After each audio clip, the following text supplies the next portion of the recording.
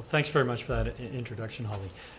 I gathered that most of the people who would be coming to this event tonight would be young lawyers, but what I see to my embarrassment is a number of experienced lawyers, some who have a lot more experience than I do. So those of you who have known me for a long time and who know a lot will bear with me as I speak about some or make some comments that may seem obvious. It's my hope that by speaking tonight that the young counsel here and those who are viewing by webcast will be encouraged to represent mentally ill accused. The work's really challenging but immensely rewarding, and really when you represent mentally ill, you're representing the most vulnerable and deserving people. These people deserve really vigorous advocacy, and I think that the counsel who do represent them should be committed to providing the accused with alternatives, either to utilize the conventional adversarial mechanisms or the diversion opportunities that are increasingly available to accused. A note of caution, I'll be speaking about some ethical issues, and they're practical issues too. They blend together, of course. But of any of the advice that I provide you tonight will be perhaps a beginning to your consideration of issues. And young counsel particularly should understand that you're obligated to carefully consider the circumstances of your own cases when ethical issues arise. And you should proceed with care, and I encourage you to consult with more experienced counsel if you run into ethical concerns or roadblocks. I wouldn't ever be embarrassed to ask a question of a more senior counsel that I thought was maybe too simple, or ask a question that I thought I should know the answer to, nor should you. And sometimes ethical issues and problems, excuse me, can sneak up on you. You can be working on a case for a while and then realize after that, or after some time, that there's been an ethical issue that's been percolating there, and you haven't even you didn't even know it was there. In those cases, you shouldn't be embarrassed about raising your concerns with more senior counsel as well. Now, in order to consider representing mentally ill accused and some of the ethical issues that arise, I think it's important to consider the law relating to fitness to stand trial. Fitness is defined in Section 2 of the Code, and just for those of you who don't know a lot or don't do a lot of mental health work, Part 20.1 is essentially your Bible. That's the part of the criminal code that you should be looking at very carefully. It includes many of the, or most of the applicable provisions, and you can get great guidance from the commentary there too, in the annotated criminal codes that are available. Anyway, fitness to be fit to stand trial, an accused person really needs to only possess a rudimentary understanding of the court processes and the possible consequences of prosecution, and be able to communicate with and provide basic instructions to counsel. Section 2 defines fitness, but the Part 20.1 of the code includes provisions which are important when considering fitness. Accused persons are presumed to be fit to stand trial, and the burden of proving that a person is unfit is on the party that brings the application. The presumption of fitness isn't displaced simply because an accused suffers from a mental disorder, or even if accused appears to be delusional at the time that you're representing him or her. That person could still be fit to stand trial. An accused person is also not unfit simply because he or she may provide instructions that are objectively against his or her own interests. So that's really important to consider. The rationale for the fitness rule is that a minimum level of capability is required to prevent the unfairness of prosecutions against persons who are uncomprehending. But and a low standard of fitness allows for an autonomy of decision making. It allows for people who are mentally ill to make their own decisions about their cases. Excuse me. The leading case, of course, is Taylor, 1992, 77 Canadian Criminal Cases 3rd at page 551, and that's the decision of the Ontario Court of Appeal. It's really the essential fitness case, and I know there's been a lot of criticism and commentary about it, but nevertheless, it's a case that explicitly rejects a best interest argument, and the Court of Appeals said that the accused person has a right to make strategic decisions that are really against his or her own interest, so what flows from that really is that counsel has to follow the instructions of his or her client, even where counsel determines that those instructions are objectively against the interest of the client. This obligation doesn't prevent counsel from forcefully arguing for alternative strategies, and I think there's an ethical obligation on counsel to engage every client that he or she represents, and particularly the mentally ill clients.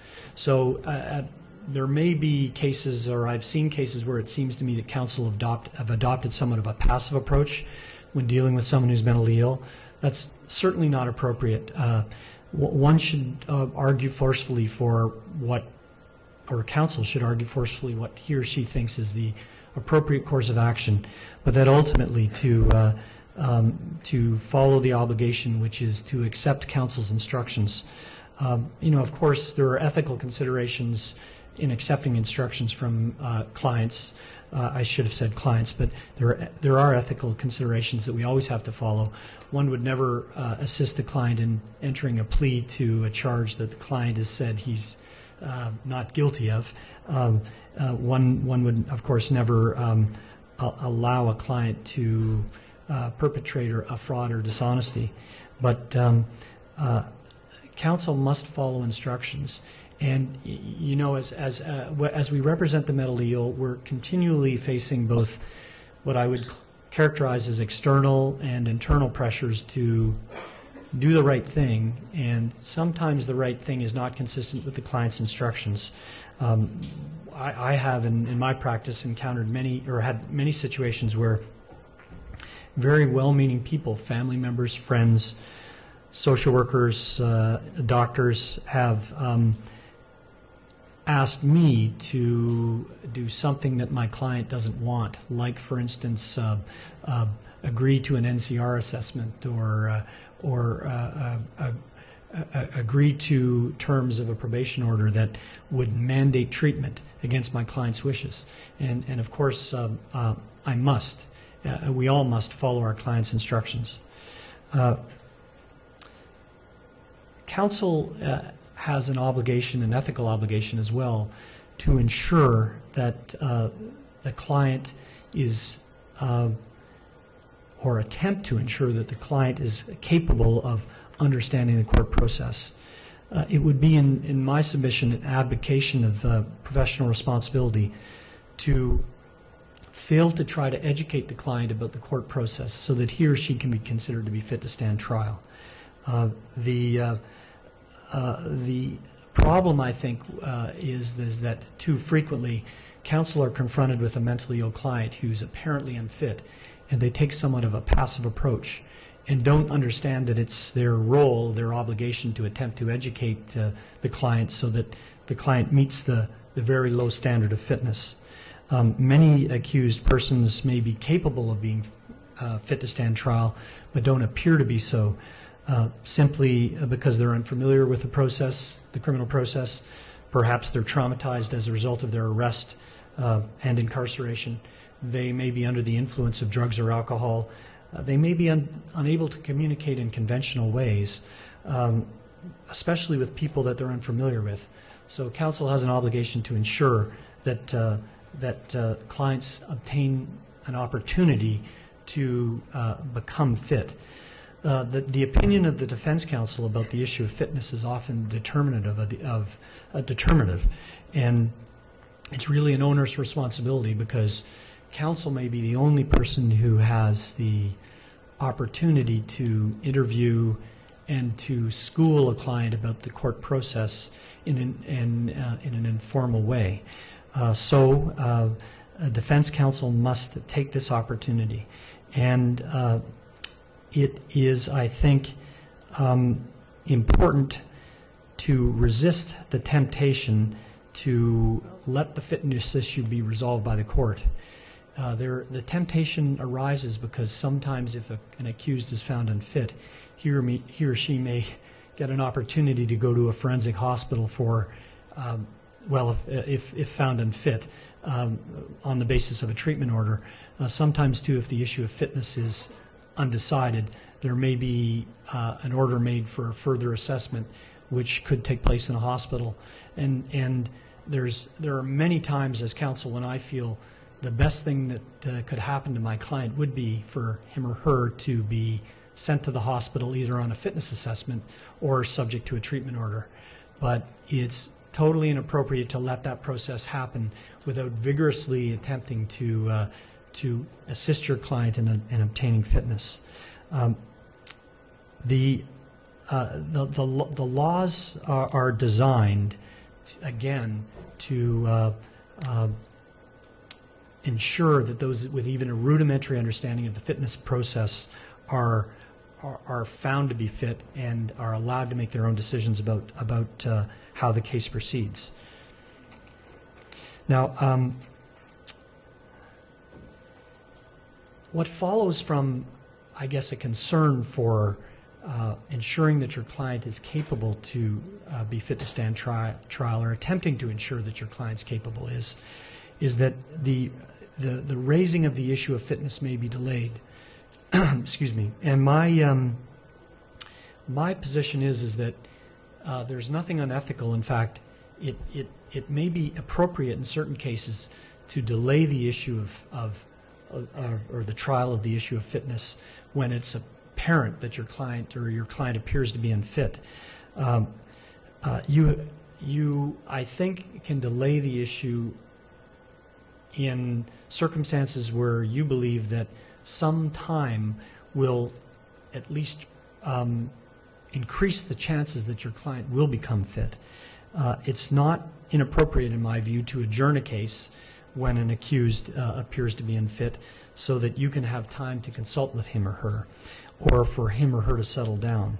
The delay associated with the adjournment, of course, can't be indefinite, but I think it's advisable to postpone the trial of the issue, again, where there's a realistic possibility that an accused may become fit.